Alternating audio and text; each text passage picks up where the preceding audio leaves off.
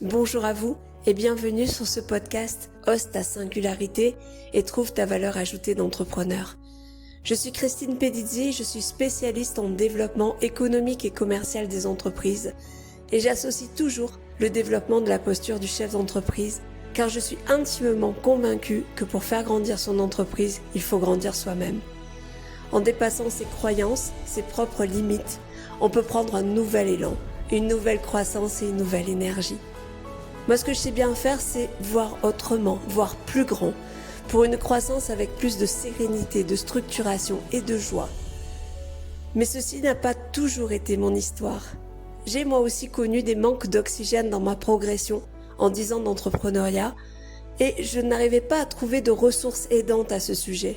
C'est pour dédramatiser, inspirer et booster que j'ai interviewé différents chefs d'entreprise inspirants pour qui la vie entrepreneuriale n'a pas été un long fleuve tranquille et qui se sont réinventés pour être alignés avec eux-mêmes. De l'Australie au Québec, en passant par la France et la Belgique, ces témoignages sont inspirants et dédramatisent vraiment le sujet un peu tabou des expériences malheureuses, des orientations, des réorientations, quelquefois même des épreuves pénibles comme fermer sa boîte.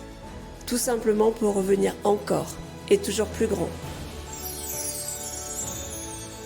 Aujourd'hui, j'ai le plaisir d'aller rencontrer Mayline Lam, créatrice de jeux pour renforcer la cohésion qui fait du team building avec sa société AIM Events, activité d'intégration et de motivation.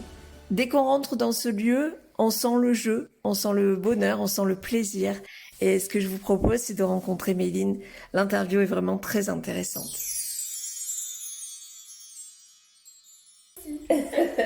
Donc bonjour Mayline. Bonjour. Merci d'avoir accepté cette interview. Alors ce qui est génial, c'est qu'on est dans le même département. Donc je suis en train de découvrir une boîte qui a l'air super formidable dans mon département, pas très loin de chez moi. Du coup, je vais te laisser te présenter. Oui, bien sûr. Alors moi, je m'appelle Mayline. J'ai créé la société AIM Events en 2015. Donc AIM, en fait, à la base, c'est activité d'intégration et de motivation. Et en fait, alors pour les anglophones, ça veut dire AIM, c'est le but, l'objectif en anglais. Super. Voilà.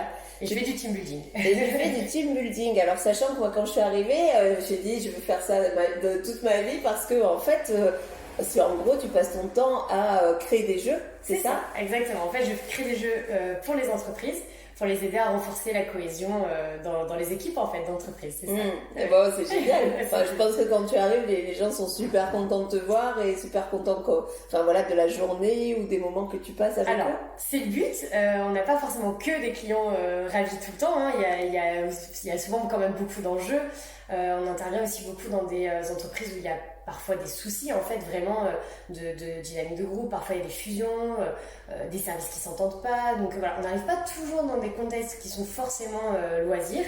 On est même spécialisé plutôt dans la problématique de groupe, donc on arrive vraiment pour aider le manager ou le responsable ou le dirigeant à améliorer vraiment la dynamique de groupe.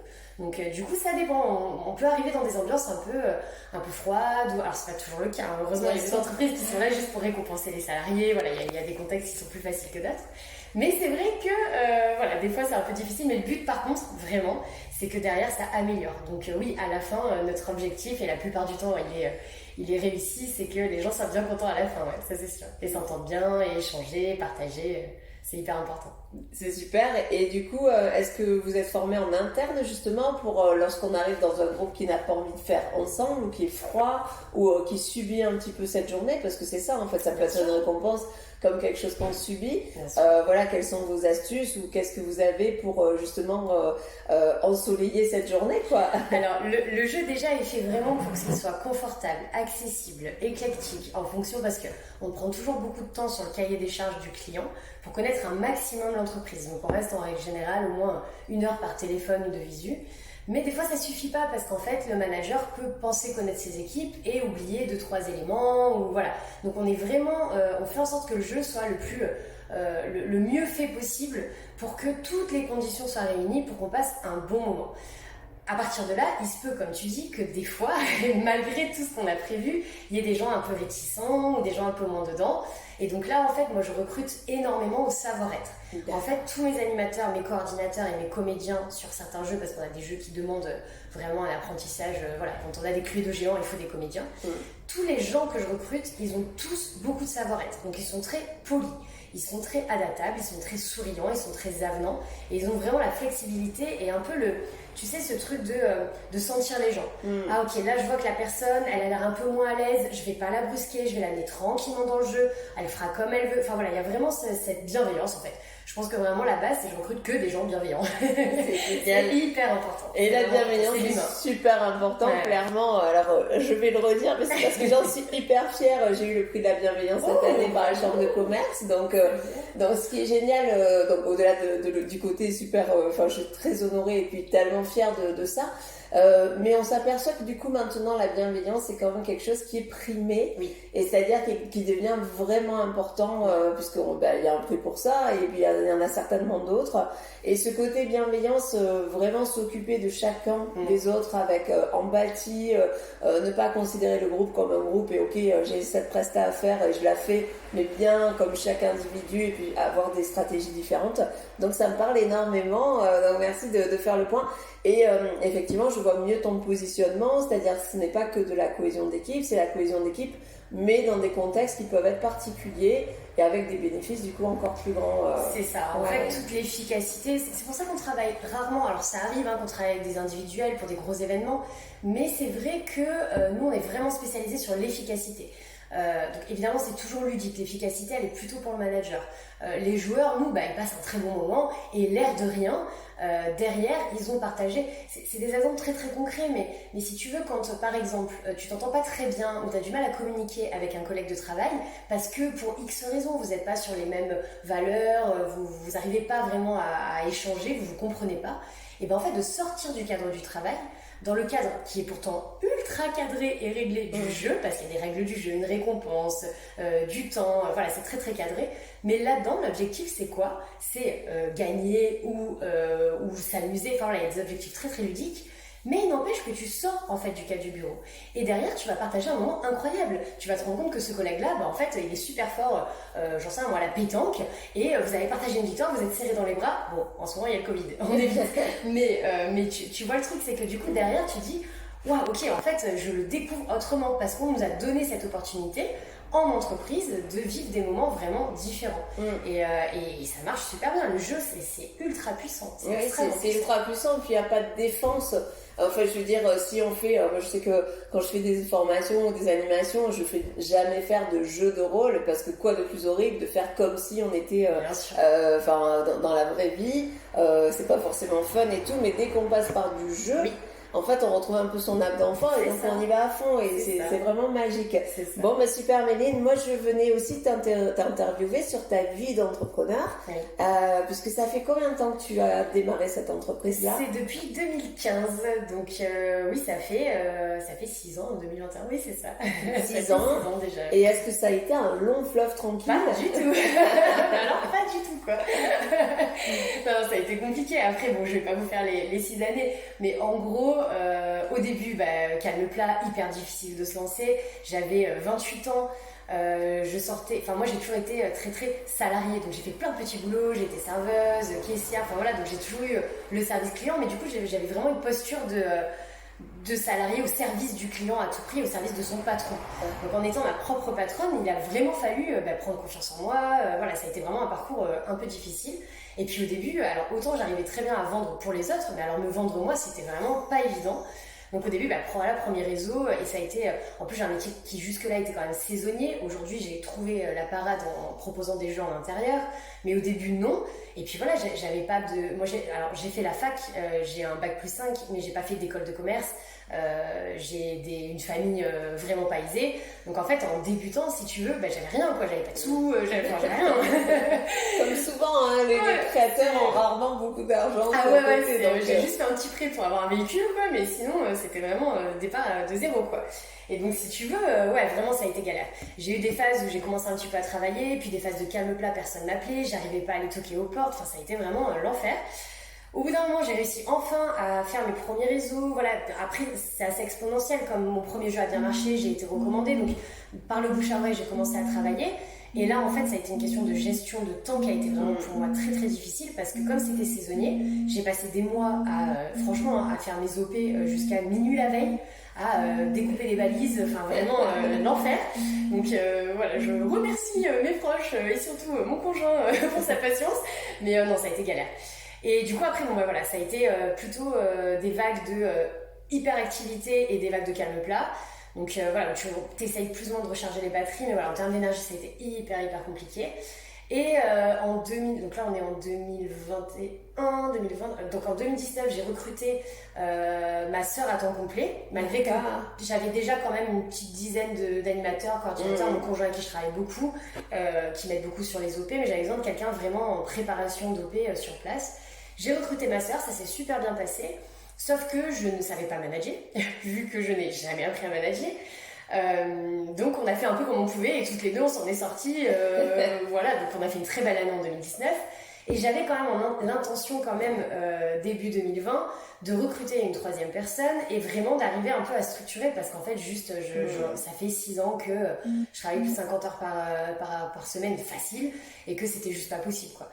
Donc, ok, on commence un peu à structurer. Ma sœur m'aide beaucoup à enfin décider de faire des jeux pas que personnalisés, mais aussi clés en main pour rentabiliser. Enfin voilà, on se met vraiment, on commence à peine à structurer et bam, Covid. Et là, tu dis, ok, donc en fait, tous les projets, tout, puis j'avais investi dans du matériel. Enfin vraiment, là, arrêt quasi total de l'activité, inactivité presque totale aussi pendant des mois. Par-ci par-là, on a réussi un peu à bosser. Donc voilà, ça a été hyper dur. Donc là, j'ai en parallèle monté un jeu digital avec un super partenaire que j'ai trouvé, Cryptos pour ne pas le nommer, mais qui est super. Et donc là, voilà, donc rebondir, hein, comme on dit, pour arriver à trouver la parade à ce Covid, en attendant de reprendre des actions en présentiel. Et en gros, donc là, enfin, ça y est, mon application est lancée.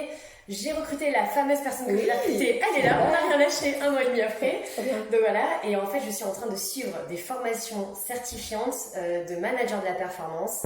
Et en fait là ça y est, je suis vraiment en train, donc c'est encore en cours, hein, mais je suis en train de changer de posture. Je vais arrêter d'être opérationnelle, donc je vais complètement arrêter ce que je faisais jusqu'ici, c'est-à-dire tout, la compta, découper des balises, animer, enfin tout de A à Z.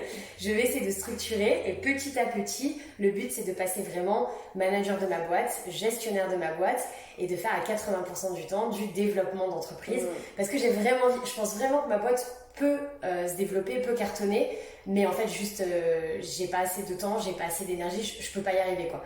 Donc il faut que j'arrête de tout faire. En fait juste il faut que j'arrive à prioriser et pour arriver enfin à mieux gérer ma marque quoi. Et ça c'est super intéressant ce que tu dis. Moi quand j'accompagne les entrepreneurs qui arrivent chez moi fatigués, débordés, qui savent qu'elles peuvent développer leur boîte mais elles savent vraiment pas à quel moment elles peuvent le faire.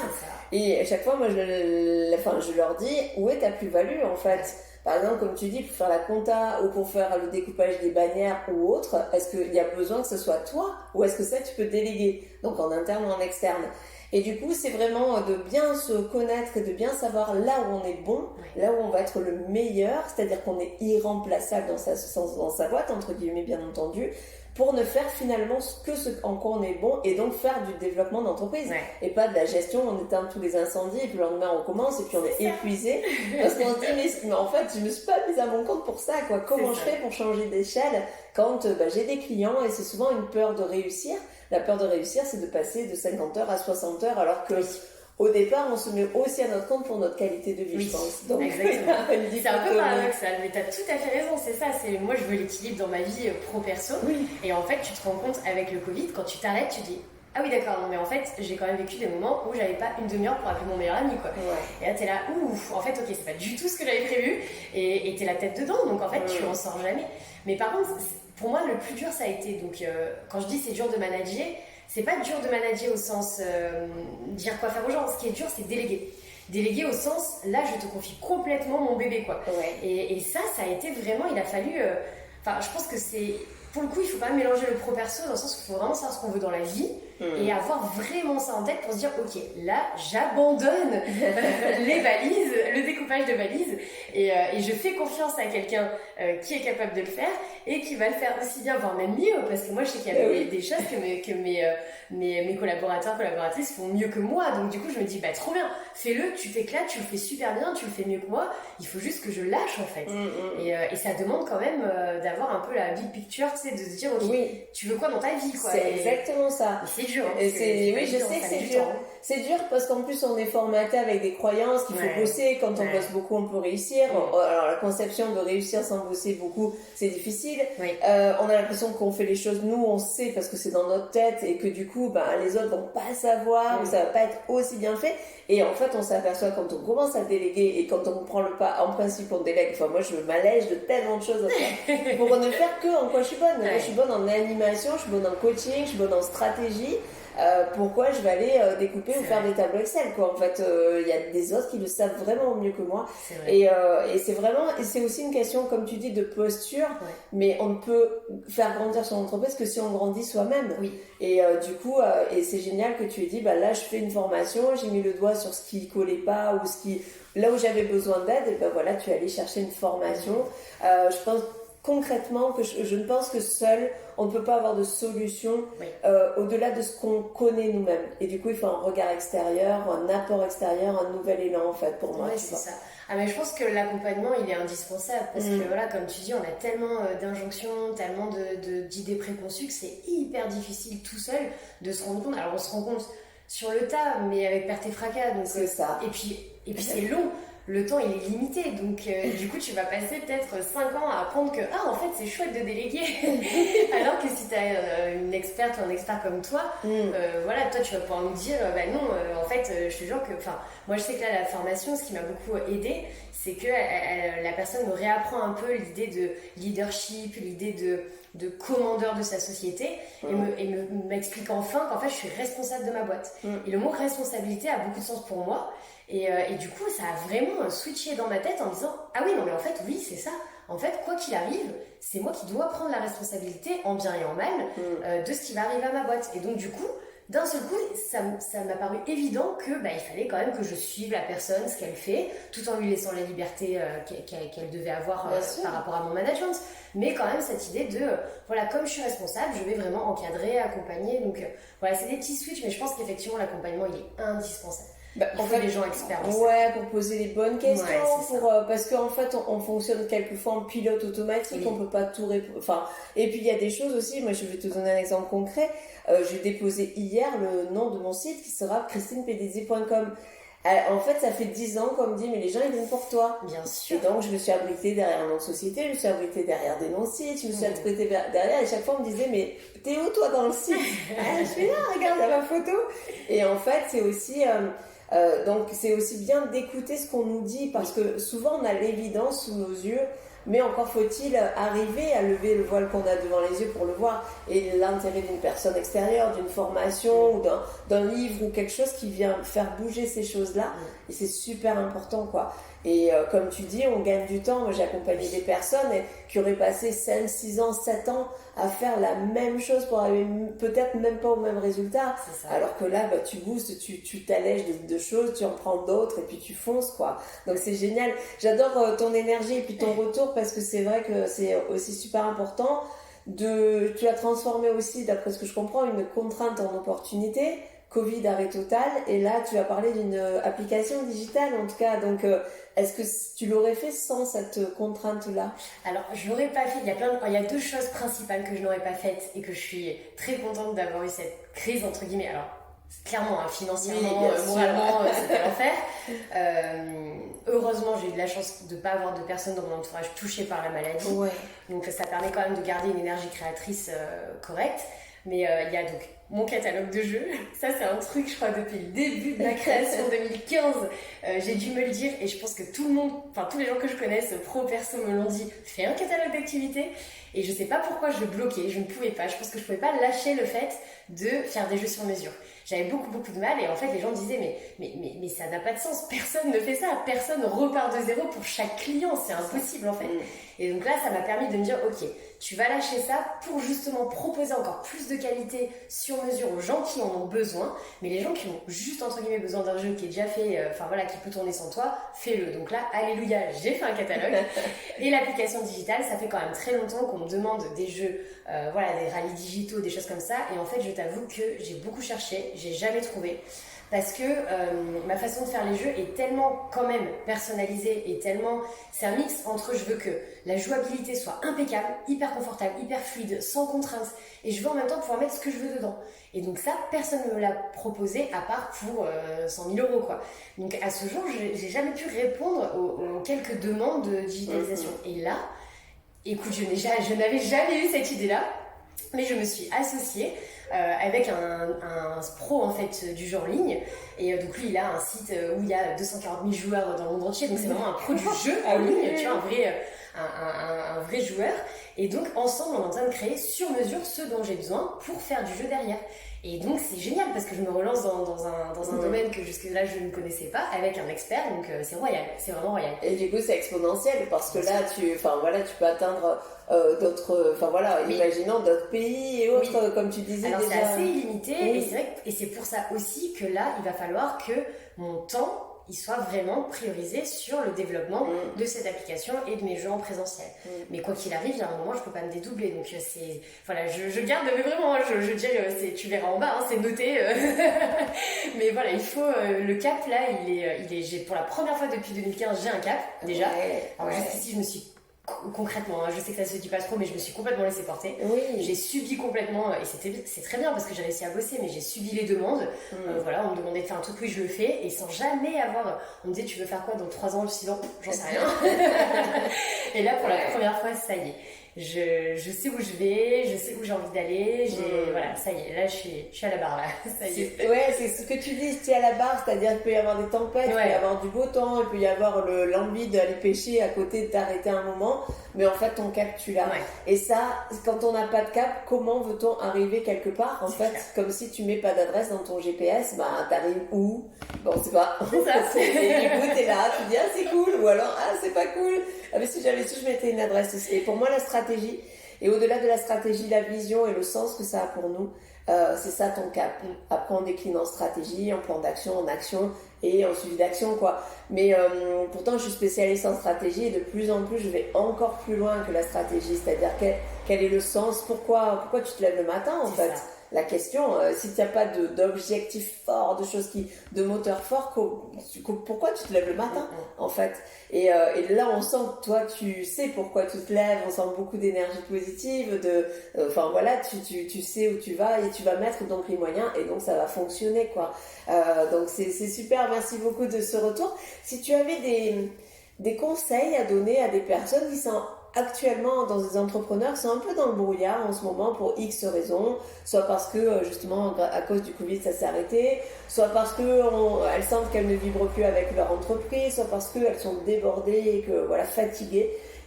Quels seraient les conseils que tu aurais à donner, en fait? Alors moi, ce qui m'aide, il y a 2 trucs qui m'aident beaucoup. Le premier, c'est toujours la question pourquoi.